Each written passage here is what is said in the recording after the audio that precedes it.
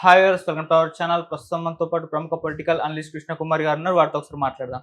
నమస్కారం మేడం. నమస్కారం మేడం, బాలకృష్ణ గారింటికి బుల్డోజర్లు వెళ్ళడం కూడా ఇప్పుడు చర్చనీయాంశంగా మారిపోయింది మేడం. అక్కడ 6 feet వరకు మార్కింగ్ కూడా చేశారు అని చెప్పేసి చెప్తున్నారు. మరి బాలకృష్ణ గారింటికి బుల్డోజర్లు వెళ్ళడం ఎందుకు? దీనికి కారణం ఏంటి? మరి ఏ విధంగా చూడొచ్చు మేడం?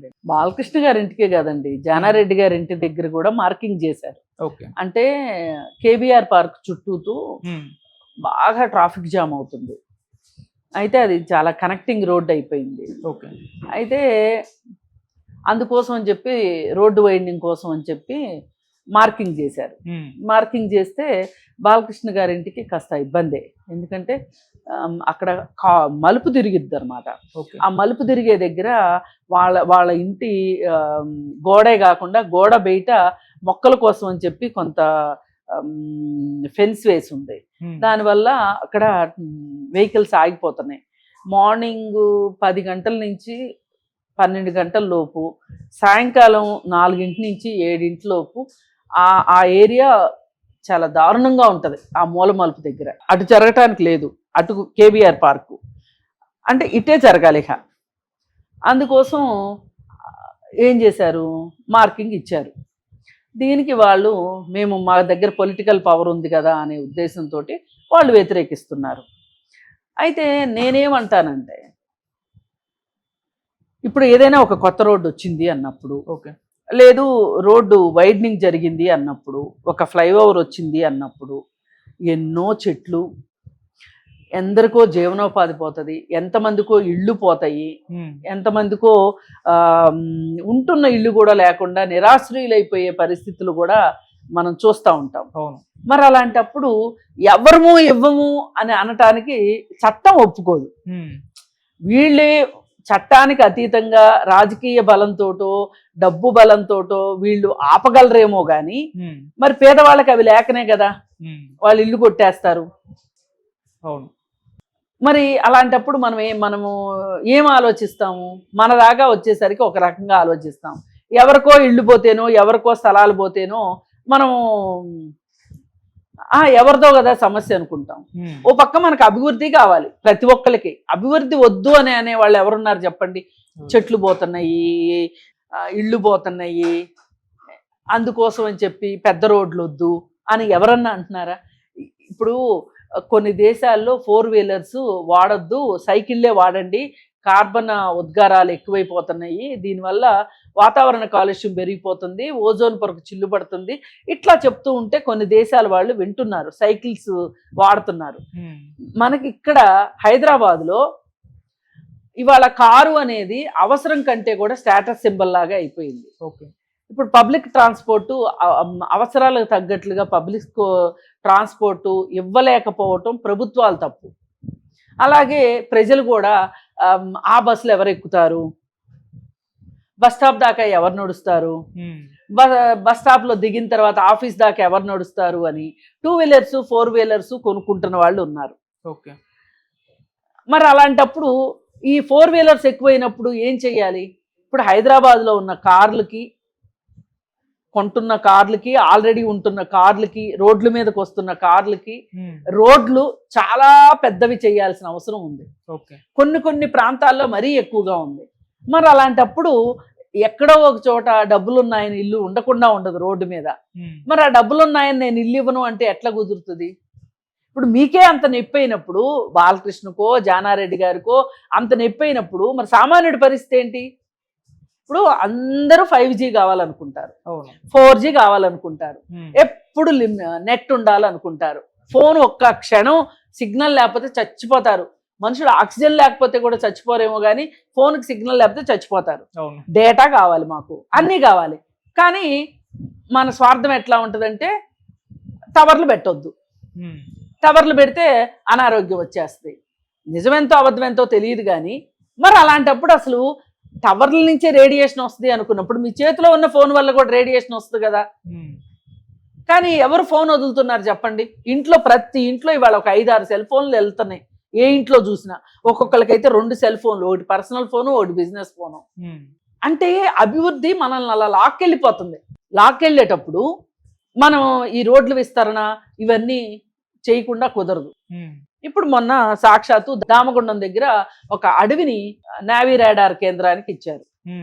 మరి వాళ్ళు ప్రభుత్వం ఏమంటుంది, నేవీ రాడార్ కేంద్రం మన దేశానికి ఎంతో అవసరం, దేశం కోసం ఆ మాత్రం మీరు ఓర్చుకోలేరా అంటే అక్కడ కొంతమంది ప్రైవేట్ వాళ్ళే పోతుంది, అడవి కూడా పోతుంది. చాలా మంది ప్రకృతి ప్రేమికులు ఏమన్నారు అంటే అది ఆక్సిజన్ మనకు ఊపిరితిత్తు లాంటిది, వికారాబాద్ ఏరియా అడవులు, అక్కడ మీరు ఇట్లాంటివి పెడితే ఎట్లా అంటే చాలా ఉద్యమం చేశారు. అయినా ఆకల, అది కేంద్ర ప్రభుత్వం ప్రాజెక్టు. ఇప్పుడు సాక్షాత్తు రాజకీయ నాయకులు ఎలా మాట్లాడుతున్నారో మామూలు వాళ్ళు కూడా అలాగే మాట్లాడుతున్నారు. అక్కడ బాధ్యత లేని రాజకీయ నాయకులు కేటీఆర్ వాళ్ళు అసలు వాళ్లే మొత్తం అంతా రెడీ చేసి పెట్టారు, ఇంకా ఓకే చేయడం ఒకటే ఆగింది. ఈ లోపు వాళ్ళకి పదవి పోయింది. ఆ ప్లేస్ లో రేవంత్ రెడ్డి గారు వచ్చేసేసి ఈయన గ్రీన్ సిగ్నల్ ఇచ్చాడు. దీనికి వ్యతిరేకంగా మాట్లాడతారు వాళ్ళు, కేటీఆర్ వాళ్ళు. ఎట్లా ఇది ఎట్లా సమంజసం చెప్పండి? మీ గవర్నమెంట్ లో ఉన్నప్పుడైతే వాతావరణ కాలుష్యం రాదు, ఇప్పుడైతే వస్తుంది. ఇప్పుడు ఫార్మాసిటీ, ఆ ఫార్మాసిటీ అక్కడంతా కాలుష్యం అయిపోతుంది, అందుకే నేను ఫార్మాసిటీ అక్కడ తీసేసి నా ఫ్యూచర్ సిటీ చేస్తున్నాను అని చెప్పి ఫార్మాసిటీ క్యాన్సిల్ చేశారు రేవంత్ రెడ్డి గారు. ఇప్పుడు ఏం చేశాడు, మొన్న ఆయన కోడంగల్ ఏరియాలో ఫార్మాసిటీ కోసం అని చెప్పి లగచర్ల దగ్గర పెద్ద గొడవ గందరగోళం అయింది. అందరూ వ్యతిరేకించేసరికి అది ఆపేసేసి ఇంకోటి ఏదో చేస్తానని చెప్తున్నాడు. ఈ రాజకీయ నాయకుల ధోరణి మనకు అర్థం కావట్లా.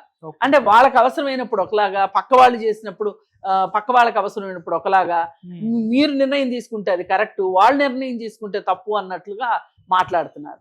ఏది ఏమైనా బాలకృష్ణ గారు అవసరమైతే ఆ ఇల్లు కాకపోతే ఇంకో ఇల్లు కొనుక్కోగలడం, లేదు అనుకుంటే కింద మొత్తం పార్కింగ్ చేసేసుకుని పైన ఆయన ఇల్లు చేసుకోగలడం.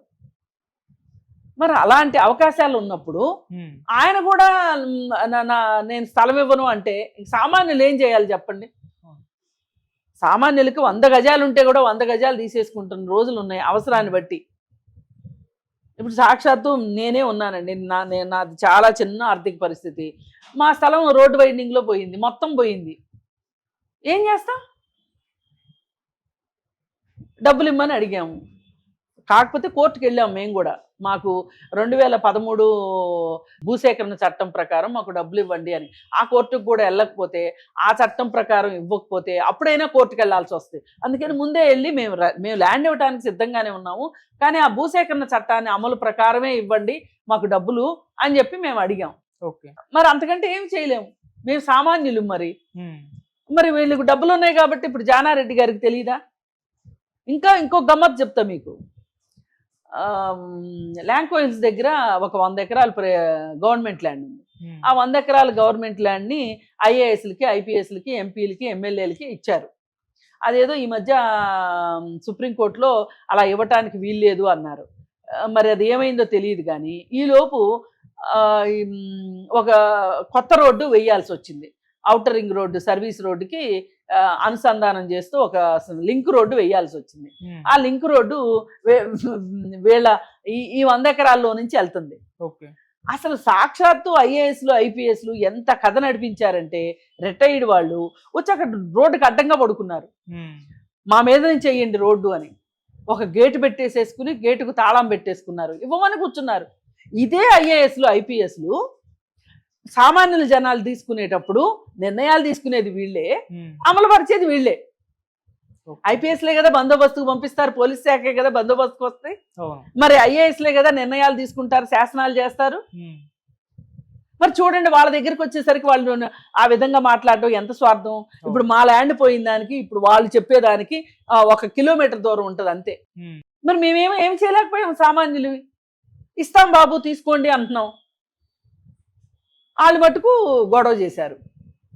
అది రోడ్డు ప్రజా ప్రయోజనాల దృష్ట్యా రోడ్డు, అందుకే మేము కూడా ఏం చేయలేకపోయాం. ఇలా ఉంటాయి కథలు. అంటే తన దాకా వస్తే ఒకలాగా, పక్క వాళ్ళ దాకా వస్తే ఒకలాగా. ఏం చేసినా రోడ్లు వేశారు అంటే ప్రజల కోసమే కదా. ఆ ప్రజల్లో నువ్వు కూడా ఉంటావు కదా. అందుకని బాలకృష్ణ లేదు, జానారెడ్డి గారు లేదు, కృష్ణకుమార్ లేదు, ఎవరూ లేరు, ఐఏఎస్, ఐపీఎస్ ఆఫీసర్లు లేరు. అది అవసరము ప్రజలకి అంటే రోడ్డు వేయవలసిందే, రోడ్డు వైండింగ్ జరగవలసిందే. ఇప్పుడు మూసీ పరివాహక ప్రాంతం ఉంది, రివర్ బెడ్ ప్రాంతంలో ఆ ప్రాజెక్ట్ వస్తుంది. ఆ ప్రాజెక్ట్లో మరి సామాన్యులు ఇళ్ళన్నీ కూలగొడుతున్నారుగా. దానికి ఏం చెప్తున్నారు, మూసీ నది ప్రక్షాళన కోసం సుందరీకరణ కోసం చేస్తున్నామని చెప్తున్నారు. అందరూ కలిసి రావాలి, అందరూ సహకరించాలి అని చెప్తున్నారు. మరి మీ రాజకీయ నాయకులు సహకరించట్లా, మీ ఉద్యోగస్తులే సహకరించట్లా. అంటే జనాలకు ఒక నీతి, మీకు ఒక నీతి. అందుకని ఖచ్చితంగా అది ఆ రోడ్డు అక్కడ అవసరం.